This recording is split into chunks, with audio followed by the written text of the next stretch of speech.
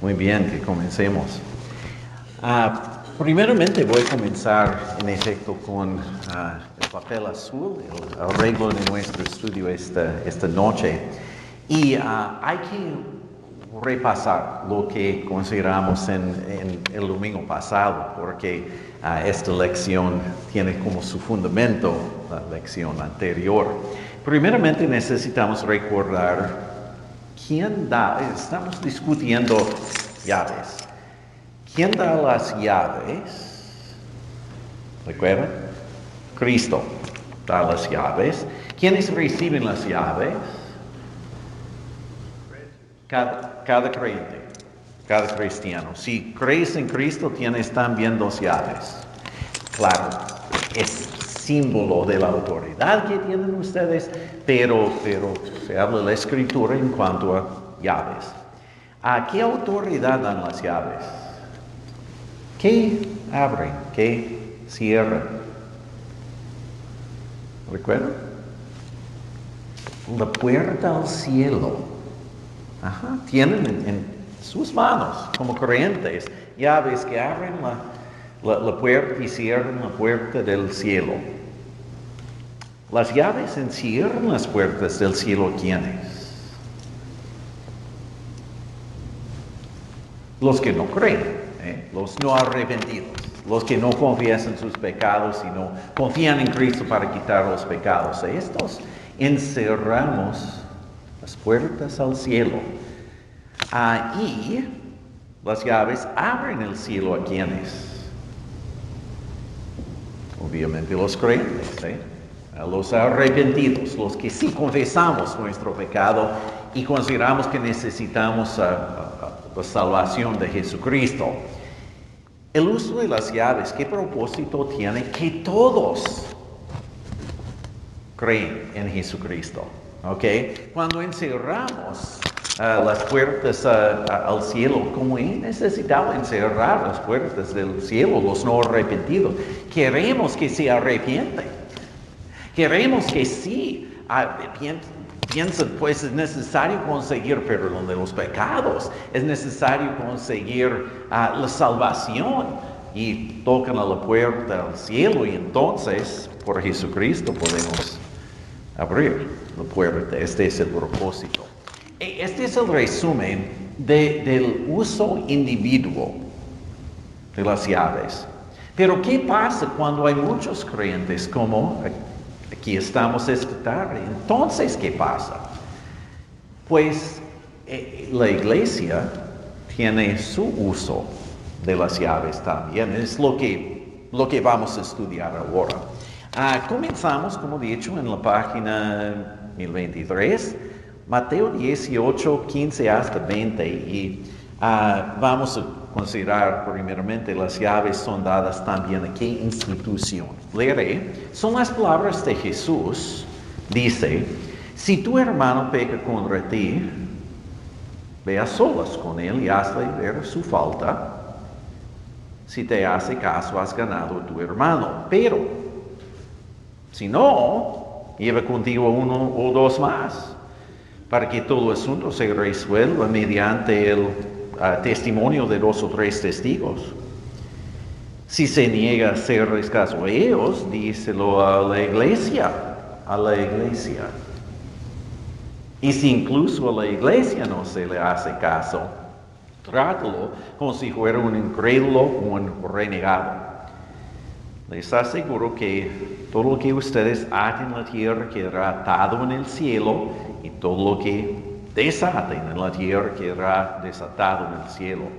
Además, les digo que si 2 de ustedes en la tierra se ponen de acuerdo sobre cualquier cosa que pidan, les será concedida por mi Padre que está en el cielo. Porque donde 2 o 3 o 10 o 12 como somos esta noche, donde 2 o 3 se reúnen en mi nombre, allí estoy yo, en medio de ellos. ¿A qué institución también les da las llaves? A la iglesia. A la iglesia. Es como tenemos llaves grandes a la puerta de la iglesia. Y hay que ejercer esta autoridad. ¿Quién lo hará? Pues ahora vamos a continuar otro pasaje, a 1224 de la Biblia, 1224.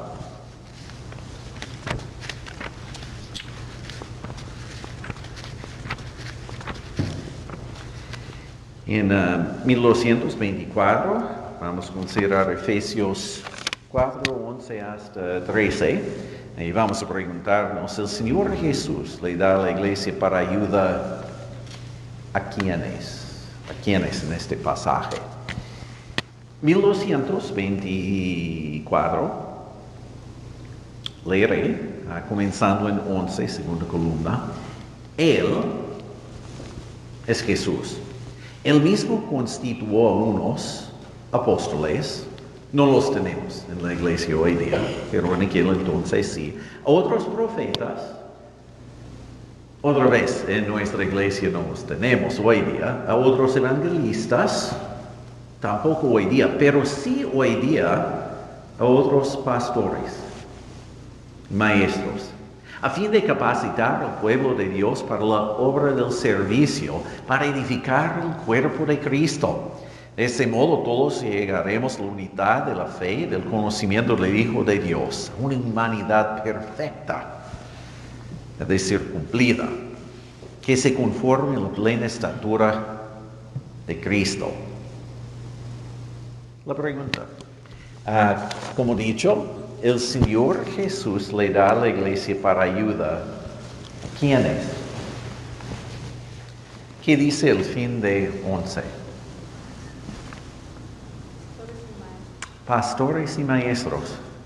Así que es llaves grandes, la puerta de la iglesia es símbolo, no, a la verdad no hay llaves allá, pero estas llaves, ¿quiénes las utilizan? Pastores aquí en la iglesia y en nuestra escuela, maestros. A esta autoridad de abrir, por lo general, también encerrar la puerta al cielo. Continuaremos. En cuanto a estos pastores y maestros, ¿qué calificaciones necesitan? A la página 1242. 1242.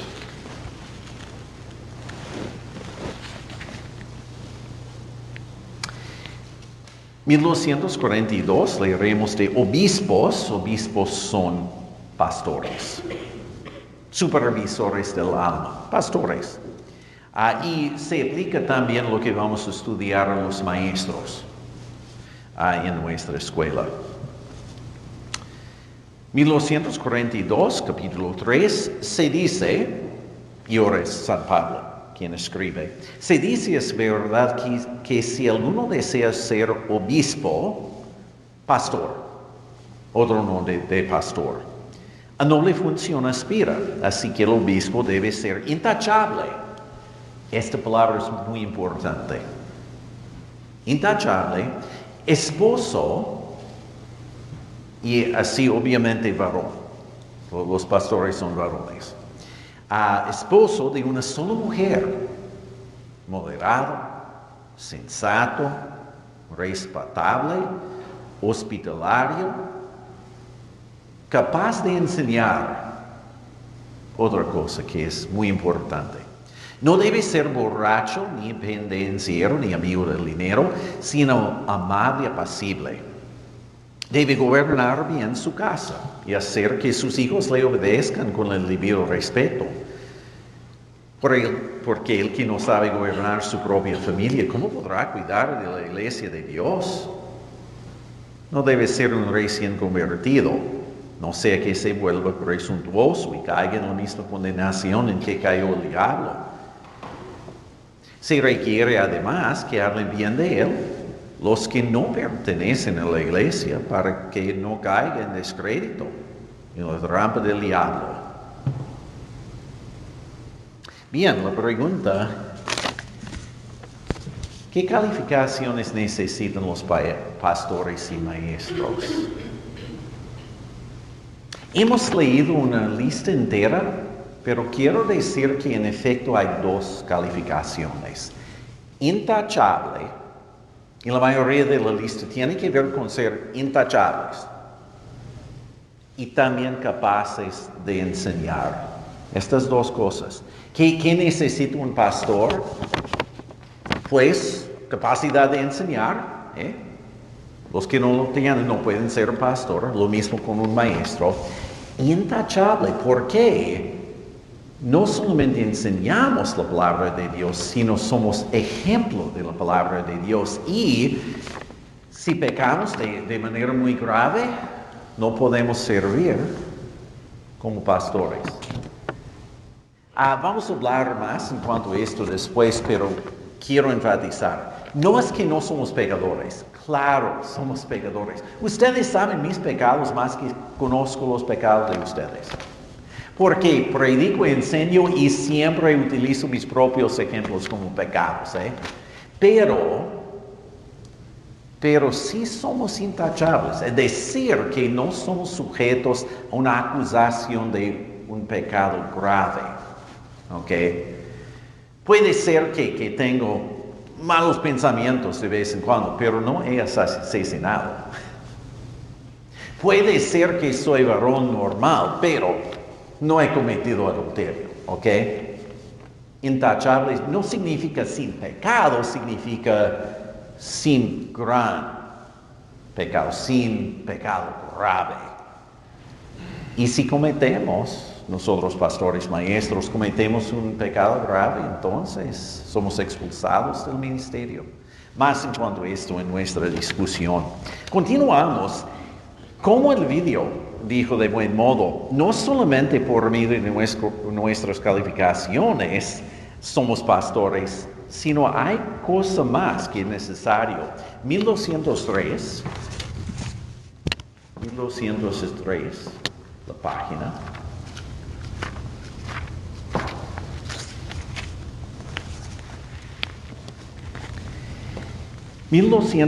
Voy a leer 2 versículos, en efecto se repiten, sin embargo van a conducirnos a lo que necesitamos saber en cuanto a las calificaciones de pastor o maestro. En 1203, primera columna, versículo 33, porque Dios no es Dios de desorden, sino de paz. Y 40, pero todo debe hacerse de una manera apropiada y con orden. ¿Cómo es entonces que pastores se hacen pastores o maestros se hacen maestros? Por llamamiento de Dios mismo. Somos llamados oficialmente para ser pastores y maestros. Más en cuanto a este proceso, también nuestra discusión. Pero, como he dicho, puesto que puedo enseñar, puesto que soy intachable, todavía no soy pastor, sin llamado por una congregación. ¿Qué tengo yo? Y una cosa más. 2 Timoteo 4, 1 a 2. 1248. 1248, el pasaje final. 1248.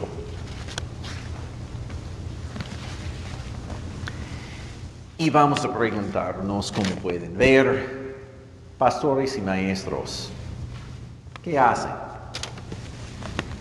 1248, capítulo 4, los versículos 1 y 2, en presencia de Dios, le dice San Pablo a Timoteo, joven pastor en su tiempo, en presencia de Dios y de Cristo Jesús que ha de venir en su reino y que juzgará a los vivos y los muertos. Te doy este solemne encargo: predica la palabra. Persiste en hacerlo, sea o no sea oportuno, corrige, reprende y anima con mucha paciencia sin dejar de enseñar. ¿Qué hacen los pastores y los maestros? En versículo 2. Eso es, predican la palabra de Dios y en el fin del pasaje, no dejen de enseñar. Predicamos, enseñamos sobre el base de la Escritura. Es lo que necesitamos hacer. Bien, ahora que discutamos estos asuntos, hemos llegado a saber cómo institución la iglesia recibe las llaves. El Señor le da a la iglesia pastores y maestros para ayudar en utilizar estas llaves, proclamación de arrepentimiento. Pastor y maestro tienen que tener pues intachabilidad y capacidad de enseñar y la autoridad por un llamamiento, una llamada de la iglesia. Y entonces predicamos, enseñamos para discutir. En fin, las obras de la iglesia, ¿quiénes las hacen? ¿Pastores? No generalmente. ¿Maestros? Tampoco. ¿Ustedes? Sí. Sí. La obra de la iglesia, cuidar a tus hijos. ¿Quiénes cuidan a sus hijos? Ustedes. Este es el trabajo de la iglesia. Llevar a un niño al bautismo. Es obra de la iglesia. ¿Quiénes lo hacen? Ustedes. Dar la disciplina para educar a sus hijos. ¿Quiénes lo hacen? Ustedes, no yo. Ustedes hacen el trabajo de la iglesia. Entonces, ¿qué es el papel del pastor y del maestro? Enseñar, dirigir, proveer la palabra de Dios para animarlos y para enseñarles. Este es nuestro propósito. No podemos hacer toda la obra de la iglesia. Ustedes lo hacen. Yo en mi propia casa, claro. Y también en mi vecinidad. Pero por lo general ustedes. Y nosotros pues tenemos este papel de predicar, enseñar, dar instrucciones, animar, todo. Pastores y maestros tienen que ser intachables. ¿Qué pecados concluirían su ministerio? ¿Ejemplos?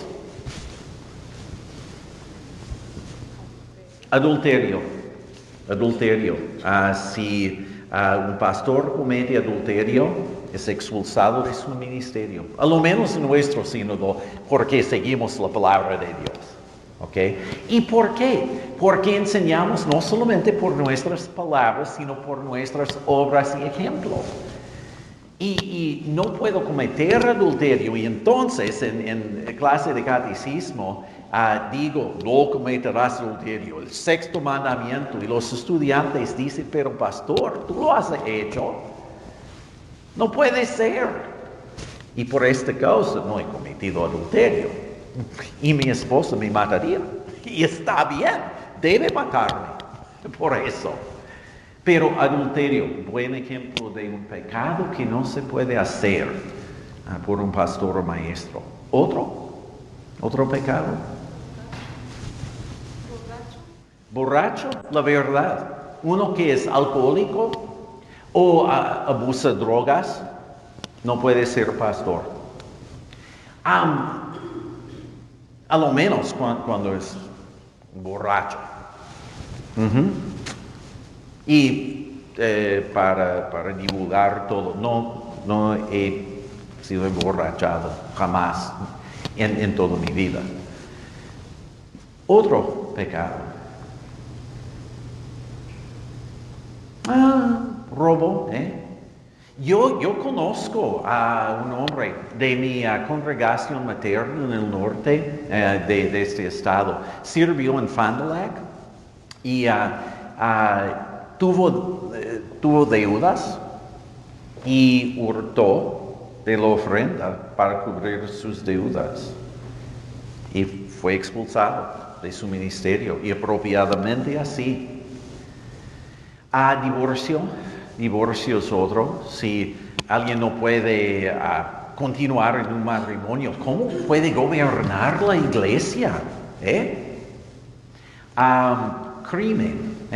Otros tipos de crimen. No quiero decir, por ejemplo, manejar demasiado rápidamente y recibir un ticket. No he tenido ticket como un pastor. Antes, posible por no detenerme en un letrero. Pero eso no es crimen. Ok. Pero un crimen.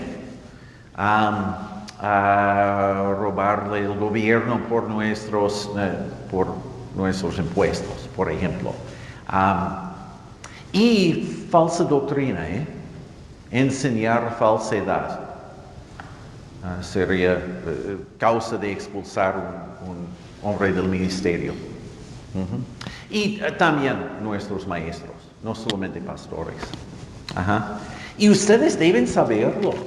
Tienen que saber, si yo peco de manera grave, deben insistir que sea expulsado del ministerio. Con la ayuda de Dios y su gracia no pasará, y no ha pasado durante los 32 años pasados en mi ministerio, pero ustedes tienen que saberlo. Habían 2 hombres en nuestra vecindad, en nuestro grupo de iglesias, nuestro sínodo, en los 5 o 6 años pasados fueron expulsados, uno por doctrina falsa. Insistió en no predicar que Jesucristo es Salvador, que necesitamos su perdón, que su justicia nos cubre y nos lleva al cielo, y jamás lo predicó. Lo expulsamos. Y yo era parte de hacerlo. Otro, un borracho y con rudeza. Y fue expulsado. Un tanto no puede ser pastor. Sí, la verdad. Poco más. Pastores y maestros, ¿cómo son obtenidos? O sea, ¿qué es el proceso de su llamamiento? Probable que no sepan. Por este caso voy a explicar. Supongamos, después de 20 años me jubilo, a la edad de 78. Después de 23 años, 81, voy a jubilarme. Y entonces necesitamos otro pastor, ¿correcto? ¿Cómo conseguimos otro pastor? Pues nos acercamos a nuestro presidente del distrito, pedimos una lista de hombres, probable 4 que podrían hacer lo que hago yo, probable con capacidad de hablar español, por ejemplo, y otras cosas. Y los votores, varones adultos de nuestra iglesia, por sus votos, votan y hasta disminuir la lista un solo, y es llamado. Pero en efecto, este es el proceso, pero en efecto es el Espíritu Santo que lo llama. Y entonces cuando se recibe un llamamiento, un ejemplo, hace 26 años serví en Topeka, Kansas, medio de los Estados Unidos, como pastor, y recibí llamada de esta iglesia. Y entonces el Señor me llamó a continuar en Topeka, Kansas, también de servir aquí. Y hay que decidir, Era necesario pensar de las necesidades de mi familia, pero más mi capacidad de trabajar y donde puedo utilizar mis talentos y mis faltas mejor para servir al Señor, y decidí aceptar la llamada para servir aquí. Desde entonces he recibido unas otras llamadas y siempre los he devuelto, se dice, para continuar aquí. Pero este es el proceso. Claro, es poco diferente si alguien llega del seminario. porque entonces el seminario y los presidentes de los distritos lo dirigen. Él no tiene que decidir, es dirigido. Sí. Yo, por ejemplo, en 1989, después del seminario, en un servicio, leyeron la lista en donde íbamos a ser dirigidos en nuestro ministerio, y yo a Topeka, Kansas. No lo supe antes de entonces. Así sucede. Y uno más, el trabajo necesario de la iglesia. Los pastores, ¿qué sí deben hacer, qué no? Voy a dar unos ejemplos. Los pastores deben bautizar, sin duda, ¿no? Por esta causa somos llamados. Los pastores debemos ofrecer la Santa Comunión, sin duda, correcto, es nuestra responsabilidad. Debemos limpiar la alfombra de la iglesia. Espero que no. Hay otros que pueden hacer esto. Somos capaces y en humildad lo haríamos, pero mejor que preparamos los sacramentos o hacemos otras cosas. Los pastores deben predicar. Claro. Y no hay otros que pueden predicar. Es algo difícil. Sí, hay necesidad de estudiar un texto, necesidad de preparar un sermón, como hemos recibido enseñanza en el seminario, etc. Los pastores deben enseñar, sin duda, debemos contestar cuando el teléfono no se llama. No, tenemos secretario para hacer esto. Los pastores deben visitar a su rebaño, sin duda. Debemos tratar del dinero. No. Tenemos otros que pueden hacer esto. No trato del dinero. Llevo la ofrenda a nuestra oficina después del culto, pero nada más. Sí. Hay cosas en la iglesia que sí debemos hacer: predicar, enseñar, servir como líderes, visitar el rebaño, bautizar, ofrecer la Santa Comunión a nuestros miembros, etc. Y hay cosas que no debemos hacer: limpiar, cortar la hierba. En Topeka corté la hierba. Terrible. No debía haberlo hecho. Pero en humildad hice lo que era necesario, pero mejor que no. Limpiar o ser secretaria o tratar el dinero, no. Es todo lo que tengo que hacer esta tarde. Ustedes, preguntas, comentarios. Para dar el resumen, este oficio de las llaves es la autoridad de proclamar la ley, que debemos recibir castigo por nuestro pecado, y el Evangelio, que por gracia de Jesucristo, quien murió por nosotros, somos perdonados.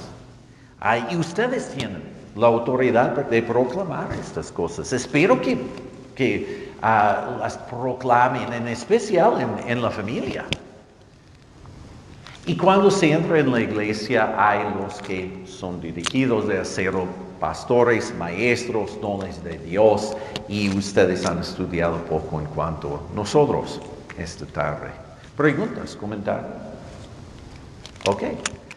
Los que son miembros, hay la responsabilidad de ofrecer la Santa Comunión.